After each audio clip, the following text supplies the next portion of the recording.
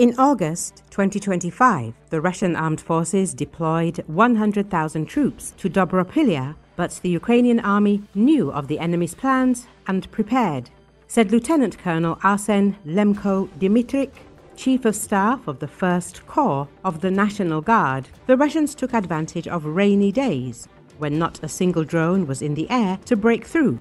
For the breakthrough near Dobropilya, the Russians assembled soldiers from the 51st and 8th Armies, as well as infantry from the Russian Navy. Dmitrik explained in an interview with The War Zone. To stop the enemy, a single command post was established in early August, which planned all the details of the operation. About 100 commanders arrived at the hottest section of the front. In a conversation with TWZ, the Lieutenant Colonel revealed some details of the battle planning and execution, which prevented cascading consequences along the front line. According to him, the First Azov Corps of the National Guard of Ukraine, along with the commander of the airborne forces and the Unmanned Systems Forces unit, were assembled in the dangerous area. General Oleksandr Syrsky, Commander-in-Chief of the Ukrainian Armed Forces, oversaw the process. Dmitrik was asked how the Ukrainians knew about the Russians' plans, whether the information came from people or from drones. The serviceman declined to elaborate, but explained that the success at Dobropilya was the result of the combined efforts of commanders, each bringing their own expertise to the table. This command center was built on the Azov base. However, different commanders contributed their own unique knowledge. It's not that this particular commander brought us our greatest success. It's a shared success, he explained. Dmitrik described the enemy's tactics during the breakthrough in the Dobropilya direction.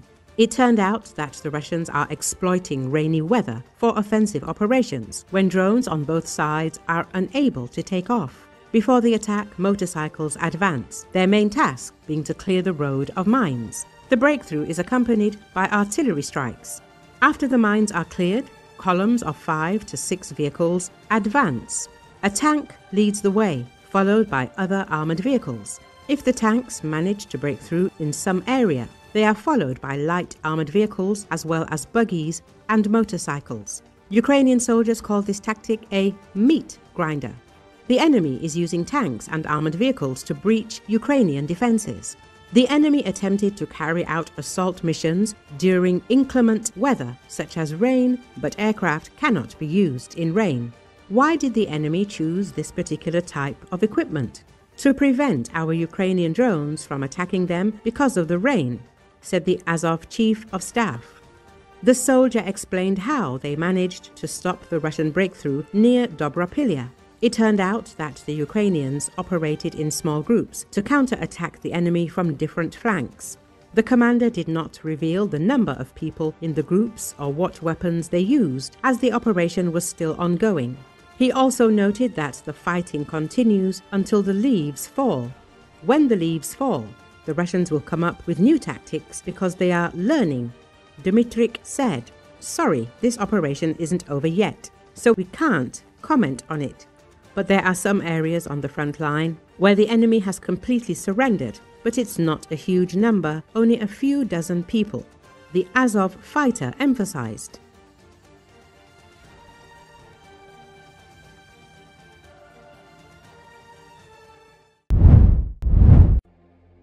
A relative of one of the Israeli hostages believed to have died in captivity says the family is hoping that his body will be returned for burial as part of the Gaza ceasefire deal, even as the pain and disappointment of the past 2 years temper their optimism. Stephen Brisley's family has suffered immeasurable loss since Hamas militants attacked Israel on October 7, 2023. His sister, Liane Sharabi, and her 2 teenage daughters were killed that day at Kibbutz Be'eri in southern Israel, as her husband and brother-in-law were taken hostage. Eli Sharabi, Liane's husband, was eventually released, but his brother, Yossi, is believed to have died in an airstrike in January 2024. His family hope to give him a dignified burial once his body is released. "It's a measured sense of hope in all hostage families," Brisley told the Associated Press from his home in South Wales. "It's a guarded optimism because it's the kind of optimism that's born out of heartbreaking experience. We hold our hope lightly because we've had our hopes dashed before. It still feels like a long way between the announcement of the deal and actually getting Yossi's body back to bury him. Under the deal, Israeli troops have withdrawn to new positions in Gaza, and all 48 hostages still in captivity are expected to be released. Israel believes around 20 of them are alive. In exchange, Israel will release around 2,000 Palestinian prisoners. The hostage and prisoner releases are expected to begin Monday, two Egyptian officials briefed on the talks and a Hamas official said, though another official said they could occur as early as Sunday night. The officials spoke on condition of anonymity because they were not authorized to be publicly named speaking about the negotiations. Well, we're just anxiously waiting for the return of Yossi's body.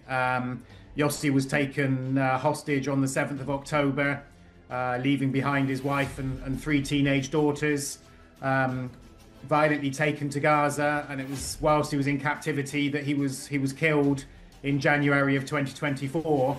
And since that time, we've been waiting to get his body back for the dignified burial that he's been denied so far. So the recent progress towards a release deal is obviously raised our hopes in that respect, but it's a measured sense of hope in all hostage families. You know, it's a guarded optimism because it's the kind of optimism that's born out of heartbreaking experience. We hold our hope lightly because we've had our hopes dashed before, so it still feels like a long way between the announcement of the deal and actually getting Yossi's body back to bury him.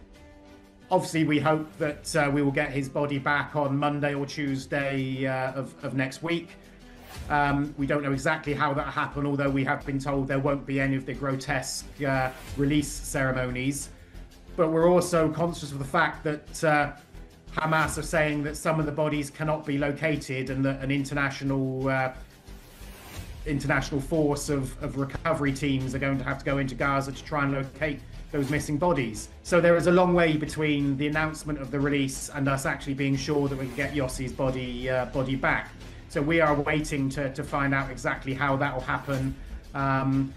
Clearly, once what purports to be his body is returned to us, it's likely to need DNA testing because it's been 20 months since he was killed.